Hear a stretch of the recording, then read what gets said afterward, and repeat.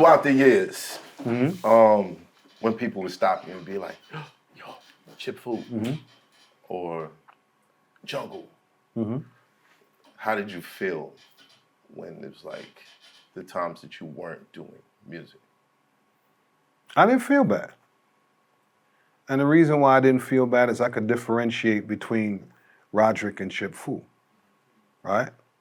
That's the biggest thing. My mother didn't give birth to a Chip Fu. She gave birth to a Roderick, you get me? Right. So for me, so for me, it was like, now it's time to be that dude. You understand what I'm saying? And you could still push forward and you could still have dreams doing other stuff besides music. So when people approach me, I was always in a position of help first and foremost. And it's like, for instance, I was one of the head physical therapists at Cobble Hill. So you walk inside there and you see me like, yo, word, and I'm like, yeah, right. But I'm not the dude that's getting you water or anything. I'm the dude who you coming to find out what's wrong with you. Correct. Right? So you sitting there going, wow, right? And shout out to Ali Shaheed Muhammad from a tribe. When I was recording with him because I was signed to his label. DJ. Right, the DJ. I was signed to his label. Right. he had a label called Garden Seekers. Right. He had a label called Garden Seekers.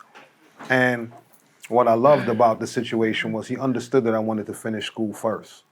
So what he would do is I'd perform with Tribe like the Thursday, Friday, and Saturday.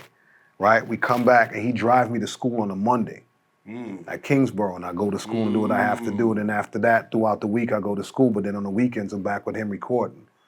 So he just showed me like, yo, you can balance everything out. You know what I'm saying? Right. So, Nah, he showed you true friendship. yeah, that too. Yeah, that too. That's a true friend. That's a true That's friend. a true friend. That's a true friend. Yeah. You know what I'm saying? And he understood what it was. Even getting off a stage and him knowing that I had a test on Monday, he was like, yo, bro, you know, you got that test Monday. So I'd be the dude in the hotel room just making sure I learn about the origins and insertions of muscles, etc. Because my man was like, yo, you got to do that, you know? Was it easy for everybody else in the group to make transitions like that? I can't speak for them, you know what I'm saying? And the only reason why I said that is, you know, everybody would have their own story. So for me, it took a minute for me to actually say, well, all right, this is what life is right now. You know what I'm saying? And I think becoming a father is what made me really understand the situation. Like, yo, life is real. It's really real. And having West Indian parents, like, all right, well, I'm not stripping this now. It's time to do what you got to do. So, Cultural currency. yeah, that helped the most. You know what I'm saying? And I got to a point where I was like, okay, you know what I'm saying? I could balance this whole thing out and move forward and do what I got to do. No, so while you were in school, what was everybody else doing is what I'm saying. Right, To be honest with you, straight tunnel vision for me. I don't know. Oh. Right? Shout out to all the parents. Yeah. All the West Indian parents, American parents. Yeah. All the friends that's pushing the people around them with talent, supporting them. Yeah. You know what I mean? In this day and age, you don't see much of that anymore. What we also don't see much of anymore is ageism. I'm noticing that hip hop is kind of figuring out that you don't have to be in your 20s to be dope. Yeah. How did you feel about That's good. the years that you were absent And and seeing where hip hop was going? And I the think fact that you aged like a vampire. Yeah, I think for me, what it was there was a period I was super angry, right? Because what it was is they stopped giving veteran artists a chance because they figured that you get to a certain age and you washed up, you know what I mean? And for me, that's what made me work harder when it came to recording and writing, because I wanted to prove that no matter how old you are, you can still be nice, you know what I mean? And then when there were ciphers, you know, I'd show up and everybody would be like, yo, all right, well, that's Chip Fu. And they'd say it like that. And I won't say nothing. And I step in the cipher and murder them. And then they'd be like, yo, Unc, something. I'm like, nah. But then at the same time, At the same time, At the same time, I'm understanding that you're in that position to teach also. Right. Because they don't know. Right. So once they see and they understand and they're saying, well, dang, you know, you could get to a certain age and still be nice. I hope that when I'm his age, I'm probably nicer than him. You know, I'd rather that. Then you have the time to sit down and have conversations. Even in my class, when I go to classes, you know what I'm saying? Some of them be like, yo, I'm nicer than you, or I looked in your Instagram, you alright, and I'm like, well, I'm all right, okay, cool. Well, kick a verse for me. I give you 3 verses. I give you 3 verses. I give you 1. Right. They kick 3, and they'll go in, the sweat dripping, and then there's the time where you got to think about it. Like, all right, well, I got him to the point where I could teach him something. So I could either teach him something, or I could just really hurt this young man, and he'd go home and be like, yo, whatever. Yeah. But I'd be like, all right, cool. All right, you got it. After class, I'd be like, yo, come here, and I'll kick my verse for him. He'd be like, yo, you could have really did whatever, but I'm teaching him something different. Like, it's not always about what people say, you know what I'm saying? It's about the confidence that you have in yourself. Right. I'm confident enough that I know I'm better than you.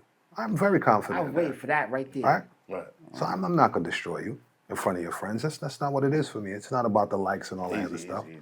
You know what I mean, brother? I'm just saying. I was waiting for. I'll be telling you, it's the eyes. I'm just saying. Watch his eyes when he say that. I'm just saying. Yeah. But this is just how he said it. Nah. But you understand what I'm saying? Like they have to understand that. So then after that, you start doing the writing classes, and they'll be the same kids that'll come in and do the writing with you now, because now they see it from a different perspective. Or I could actually learn. It's not about me being better than Unc. You know what I'm saying? It's me being. I could learn something from them, you know what I'm saying? And I respect that. Yeah, you might want to turn that off. Normally I would say one of you niggas is wearing the wire, but all of you niggas is wearing the wire, and it's the same. Yeah. Come on, bro, that's your...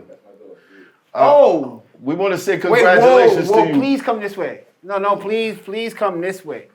Or this young lady just... You want to introduce her? My daughter Jada, and her and her friends just sang at Barclays tonight. Yeah, let's go. You gotta stand up with her. Congratulations to you.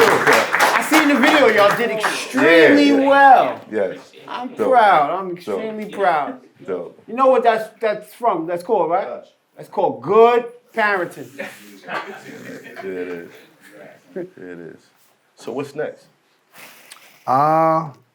Putting out new music.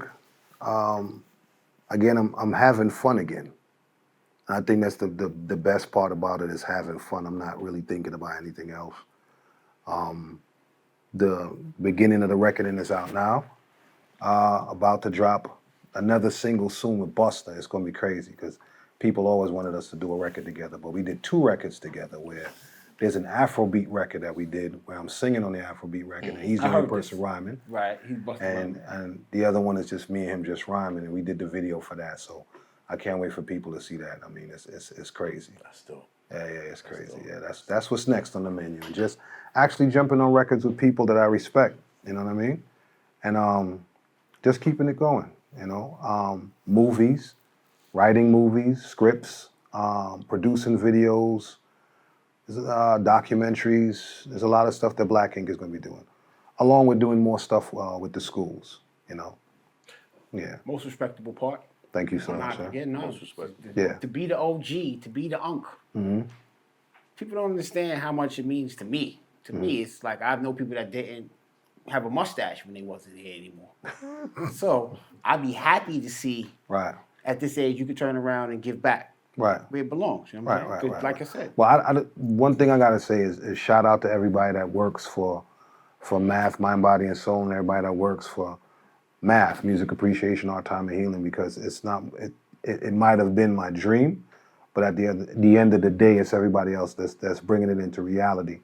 Shout out to Jules, shout out to Arthur, shout out to DJ Leaf, and all these other people that get up and help me to create these curriculums for the school and to go in there and to teach. And it's not that easy, but at the same time, me growing up, I wish I had somebody come in and sit down and have a conversation with me. I'd have looked at things totally different, through a different lens. But, understanding that and going into these schools, and it could be pressing at times, but, we get it done. You know what I mean? I'm proud of you. Thank you. Definitely.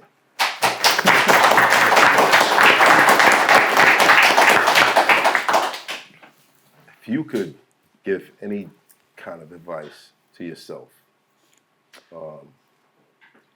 back then, what would you say? I'd say a few things. The first thing I would say is your response is your responsibility. How you respond in any situation is your responsibility, right? Because you're in position to change the outcome of anything. Because it's more so a decision if you really think about it. Right. You know, and a lot of people put a lot of stuff on it, like, yo, my man pushed me this and that, the other. It was a decision that was made. So your response is your responsibility.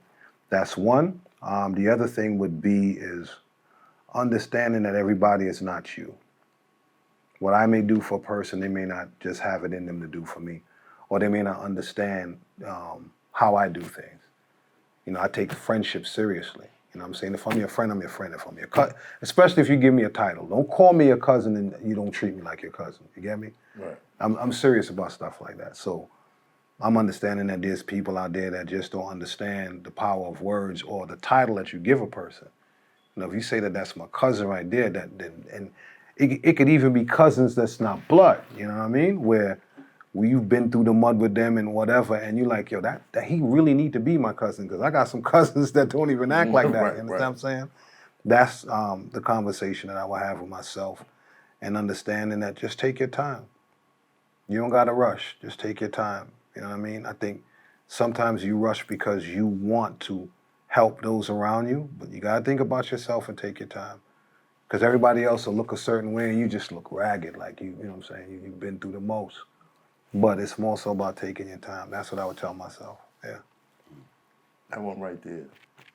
Thank you. Yeah. Appreciate that. Thank you. No, thank you. Man. Thanks for having me. Thanks for having me. Hey, yo, hold on. Where's the camera? Anyone you Right want. there. That's yours Yo, right there. Method Man, thank you, man. I appreciate the shout.